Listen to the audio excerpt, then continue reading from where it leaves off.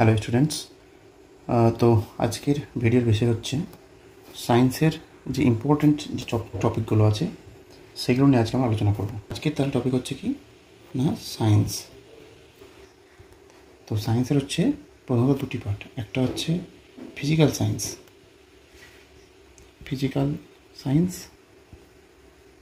আর একটা হচ্ছে তোমার লাইফ সায়েন্স, মানে যেটাকে বলছে বায়োলজি আর কি। Physical science and life science. তো ফিজিক্যাল সায়েন্সের মধ্যে আবার কী পড়ছে না, ফিজিক্যাল সায়েন্সের মধ্যে আবার পড়ছে কি না ফিজিক্স অ্যান্ড কেমিস্ট্রি। এই মোটামুটি দুটি পার্ট পড়ছে। তাহলে physics, chemistry and life science. তো এখান থেকে আমরা কিছু ইম্পর্টেন্ট টপিক দেখব, মোটামুটি যেগুলো আমি কমপ্লিট করতে পারলেই এখান থেকে খুব সহজেই 7 থেকে 8 নাম্বার পাওয়া যাবে। তো হিউজ সিলেবাস পড়ার দরকার নেই। ক্লাস 10 লেভেলের 9-10 লেভেলের পড়লেই কিন্তু এখান থেকে প্রশ্নগুলো পাওয়া যাবে। তো আজকে আমরা সেই সমস্ত ইম্পর্টেন্ট টপিকগুলো দেখব, তারপরে নেক্সট আমরা সেই টপিক ওয়াইজ আমি ক্লাসগুলো করানোর চেষ্টা করব। ঠিক আছে, তো চলো টপিকগুলো নিয়ে আলোচনা করি।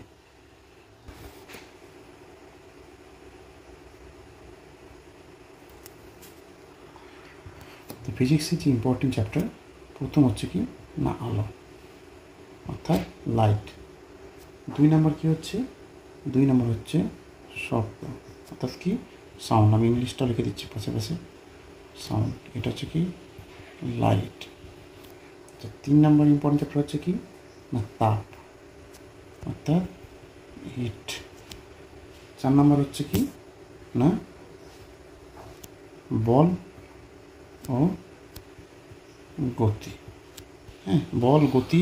এখানে আরও আছে তোমার হচ্ছে বেগ, স্পিড। এই যে চ্যাপ্টারটা যেটা আছে এখান থেকে খুব ইম্পর্টেন্ট। এখান থেকে কী আসে, এখান থেকে আছে তোমার বলের একক, বেগের একক, হ্যাঁ, বিভিন্ন ইউনিটের প্রশ্ন আসে। এবং কী আসে তোমার মাত্রা।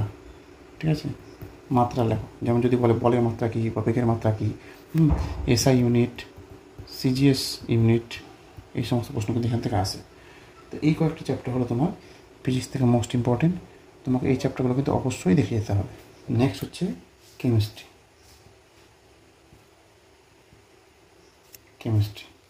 তো কেমিস্ট্রি ইম্পর্টেন্ট চ্যাপ্টার। ঠিক আছে, কেমিস্ট্রিটা খুব একটা গুরুত্বপূর্ণ জায়গা। সেটা হচ্ছে ফার্স্ট চ্যাপ্টারটা, সেটা হচ্ছে অ্যাসিড অ্যান্ড বেস, অর্থাৎ হচ্ছে তোমার অ্যাসিড, লবণ, ক্ষার যে চ্যাপ্টারটা আছে সেই চ্যাপ্টারটা। ঠিক আছে। 2 নম্বর হচ্ছে বাংলায় লিখি, তোমাদের বুঝতে সুবিধা হবে, পরমাণুর গঠন। 3 নম্বর হচ্ছে পর্যায় সারণী। 4 নম্বর যেটা সেটা হচ্ছে তোমার বিভিন্ন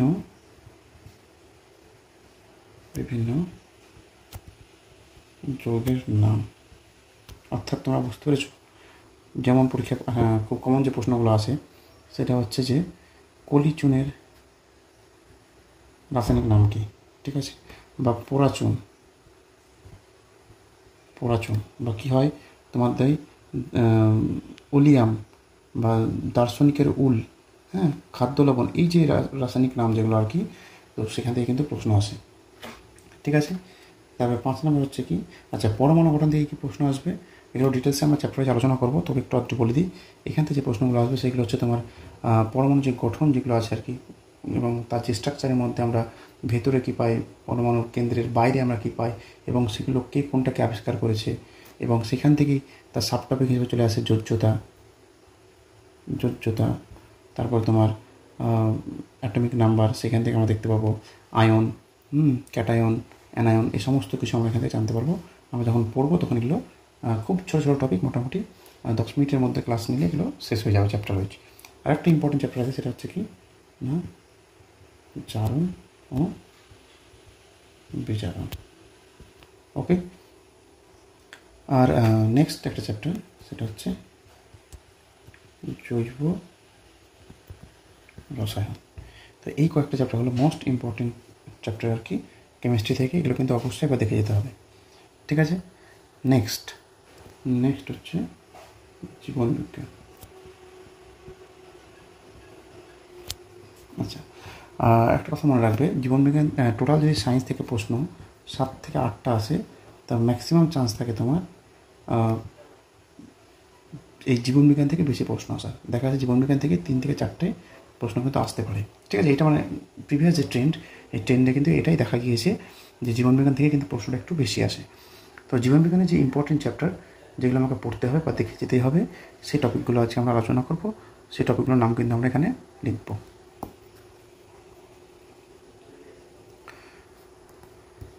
প্রথমে যেটা হচ্ছে 1 নম্বর, সেটা হচ্ছে হরমোন। হরমোন খুব ইম্পর্টেন্ট একটা চ্যাপ্টার। ঠিক আছে, 2 নম্বর হচ্ছে ভিটামিন। ভিটামিন 3 নম্বর হচ্ছে কোষ।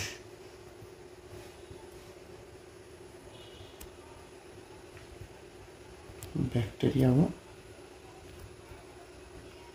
ভাইরাস। ওকে, তারপরে রক্ত সংবহন। ওকে, মোটামুটি এগুলি পড়লে আশা করছি বায়োলজিটা কমপ্লিট হয়ে যাবে। মোস্ট ইম্পর্টেন্ট টপিক এগুলো, এখান থেকে প্রশ্নগুলো আসে। ঠিক আছে, তো এই কয়েকটা টপিক কিন্তু খুব ভালো করে পড়তে হবে। এর সঙ্গে তোমরা রেচন যেটা আছে, রেচনটা একটু দেখে নিতে পারো। ঠিক আছে, তো মোটামুটি এই কয়েকটা চ্যাপ্টার ভালো করে পড়লেই তোমাদের সায়েন্স পোর্শনটা কিন্তু খুব ভালোভাবে কমপ্লিট হয়ে যাবে। তো দেখো, সময় কিন্তু খুব একটা বেশি নেই। ঠিক আছে, টাইম খুব একটা বেশি নেই। মোটামুটি তোমাদের এক্সামটা তোমরা জেনে গিয়েছো। ঠিক আছে, তো সেই হিসেবে দেখতে গেলে খুব অল্প সময়। তো তোমরা অনেক পড়াশোনা করেছো, এই লাস্ট যে কটা দিন সময় পাচ্ছ ভালো করে কিন্তু এই টপিকগুলো পড়ে নাও। ঠিক আছে, আজকে আমরা সায়েন্সের যে চ্যাপ্টারগুলো লিখলাম, এগুলো not only for WBP and KP, এগুলো তোমাদের কিন্তু যে কোনো এক্সাম, সামনে যে গ্রুপ সি, গ্রুপ ডি যে এক্সাম আসছে, ডাব্লিউবি, এসএসসির group C and group D, সেখানে কিন্তু এই সমস্ত চ্যাপ্টারগুলো খুব গুরুত্বপূর্ণ চ্যাপ্টার।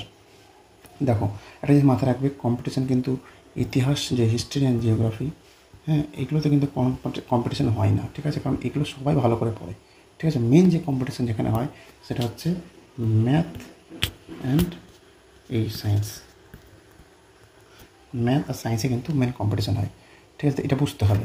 এই ম্যাথ আর সায়েন্স যে ভালো করে করবে সেই কিন্তু আলটিমেটলি বাজিমাত করবে।